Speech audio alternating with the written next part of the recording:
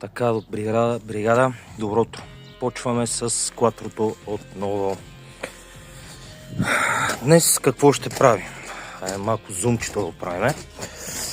Продължаваме с задницата на аудито. Както казахме, горните носачи са свалени. Ето как изглеждат ръждите. Даже едно момче даде съвет да си ги боядиша. Точно това ще направя. Взел съм четки.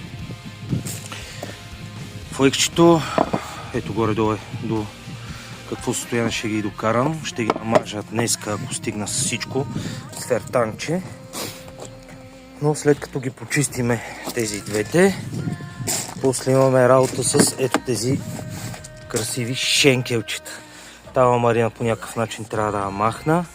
И разбира се, шенкелите също да ги изчистиме, за да може да ги боядишеме черни. За целта съм взел някакво антигроново ли пише, палимо майката. Някакво е руско покритие. Нещо го дават, път да видим смисъл, какво дойде. На някой нещо, ако не му допада, моля, давайте съвети, отворен съм всеки неща. Обичам съветите, защото ми помагат. Ако може с нещо да помагате, мили хора, давайте. И продължаваме да действаме. Четката ни е там, флекчето ни е тук. Продължаваме. След като ги свърша, ще направя пак клипче. Благодаря. Лек ден.